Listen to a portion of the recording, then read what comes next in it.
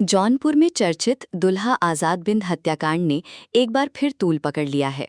शुक्रवार को कलेक्ट्रेट परिसर उस वक्त रणभूमि में बदल गया जब मृतक आजाद बिंद की बहन सौम्या बिंद न्याय की मांग को लेकर धरने पर बैठ गईं। हाथों में तख्तियां, आंखों में आंसू और चेहरे पर गुस्सा लिए सौम्या ने प्रशासन के खिलाफ मोर्चा खोल लिया। उन्होंने साफ शब्दों में कहा कि अब उन्हें सिर्फ आश्वासन नहीं बल्कि हत्यारोपितों की गिरफ्तारी चाहिए। धरने की खबर मिलते ही पुलिस और प्रशासनिक अधिकारियों में हड़कंप मच गया। आनन फानन में कई अधिकारी मौके पर पहुंचे और सौम्या को समझाने की कोशिश करने लगे, लेकिन उन्होंने साफ कर दिया कि जब तक आरोपियों की गिरफ्तारी नहीं होगी तब तक उनका आंदोलन खत्म नहीं होगा। कलेक्ट्रेट परिसर में देखते ही देखते भारी भीड़ जमा हो गई। धरना स्थल पर मौजूद लोगों ने प्रशासन के खिलाफ जोरदार नारेबाजी शुरू कर दी। हत्यारों को गिरफ्तार करो, न्याय दो जैसे नारों से पूरा परिसर गूंज उठा। माहौल इतना तनावपूर्ण हो गया कि अतिरिक्त पुलिस बल को भी मौके पर बुलाना पड़ा। सौम्या बिंद ने आरोप लगाया कि उनके भाई के हत्यारोपित अब भी खुलेआम घूम रहे हैं, जबकि पुलिस सिर्फ बयानबाजी और भरोसा देने में लगी हुई है। उन्होंने कहा कि अगर पुलिस समय रहते सख्त कार्रवाई करती तो आरोपियों का मनोबल इतना नहीं बढ़ता।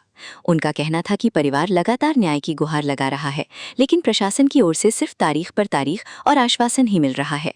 धरने के दौरान सौम्या कई बार भावुक भी हो गईं। उन्होंने कहा कि उनका भाई सिर्फ परिवार का सहारा नहीं था बल्कि पूरे समाज की आवाज था। उसकी हत्या ने पूरे परिवार को तोड़ दिया है। उन्होंने प्रशासन को चेतावनी देते हुए कहा कि अगर जल्द गिरफ्तारी नहीं हुई तो आंदोलन को और बड़ा किया जाएगा। मौके पर मौजूद अधिकारियों ने परिवार को भरोसा दिलाने की कोशिश की कि पुलिस टीम लगातार दबिश दे रही है और जल्द ही आरोपियों को गिरफ्तार कर लिया जाएगा। लेकिन धरने पर बैठे लोगों का गुस्सा कम नहीं हुआ। लोगों का कहना था कि हर बार यही कहा जाता है कि कार्रवाई होगी, लेकिन जमीन पर कुछ दिखाई नहीं देता। कलेक्ट्रेट परिसर में लंबे समय तक अफरा तफरी का माहौल बना रहा। आम लोगों के साथ साथ कई सामाजिक संगठनों के लोग भी धरना स्थल पर पहुंच गए और परिवार के समर्थन में आवाज बुलंद की। कुछ लोगों ने प्रशासन पर लापरवाही का आरोप लगाते हुए कहा कि अगर समय रहते अपराधियों पर कार्रवाई की जाती तो आज ये स्थिति पैदा नहीं होती। धरने की सूचना फैलते ही शहर में भी इस मामले की चर्चा तेज हो गई। बड़ी संख्या में लोग कलेक्ट्रेट की ओर पहुंचने लगे, जिससे प्रशासन की चिंता और बढ़ गई। सुरक्षा व्यवस्था को देखते हुए पुलिस बल को अलर्ट मोड पर रखा गया।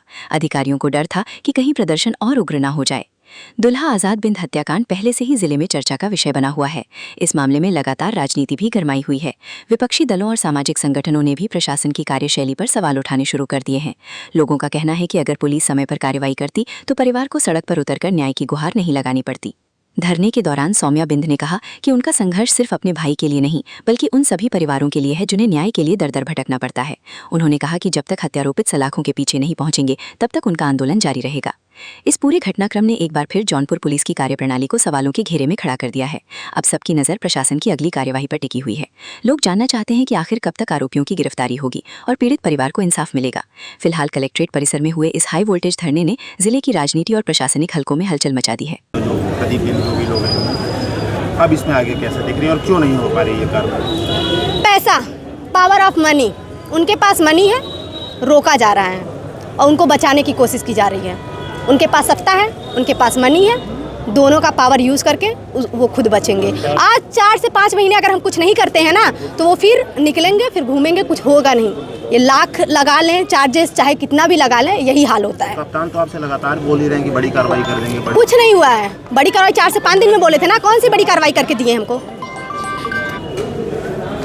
आगे अब कब तक यहाँ पे आप बैठी रहेंगी? हमको न्याय चाहिए। जब तक हमको तब तक हम नहीं हटेंगे। कचहरी परिसर में बैठे या फिर उनका तुरंत घर गिरा दें, तुरंत बुलडोजर चल जाना चाहिए। बस हम ये चाहते हैं। अरे आज इनके साथ हुआ, कल किसी और के साथ तो हो सकता है और होगा। ये बताइए, अगर 3 साल पहले यही पुलिस प्रशासन हमारा साथ दी होती तो आज मेरा भाई जिंदा होता कि नहीं, मेरे साथ होता कि नहीं होता? उस टाइम नहीं दी, उस टाइम भी वे लोग पैसा खाए थे। क्या चाहती है पुलिस प्रशासन? गरीब ना जिए, उनको जो पैसा देगा वही। मेरे भाई को छोड़ने के लिए ऐसे ही पकड़ लिए थे, मेरे भाई को छोड़ने के लिए 10,000 रुपये लिए थे यही पुलिस प्रशासन। सोचिए क्यों पकड़े थे? कि वो लोग शायद गांव में लड़ाई किए थे, बर्थडे था, बर्थडे में थोड़ा वो लोग जो भी किए थे उसके कारण। ठीक है, एक गरीब के घर के लड़के को पकड़ के आप ऐसा कर रहे हैं और वो लोग को इतना बड़ा बड़ा हत्या, 3 हत्याएं किए हैं गांव में, कुछ क्यों नहीं किए? अब वो जो पहला हत्या किया था तभी अगर पकड़े होते तो आज 2 हत्याएं बचती कि नहीं बचती। लेकिन वो लोग करते गए और पुलिस प्रशासन उनको छूट देती गई। अपराधी जो है पुलिस प्रशासन है, अपराधी बढ़ा पुलिस प्रशासन रही है। अभी भी धारा सिखाई जा रही है? अभी भी धारा सिखाई जा रही है। अभी तो आए नहीं है धारा सिखाने, लेकिन धारा ही सिखाएंगे ना। उनका मतलब है कि चले हम 6 महीने 7 महीने अब धाराएं सीख लें, उसके बाद अपने भाई के लिए लड़ेंगे। प्रदर्शन से न्याय नहीं जाएगा?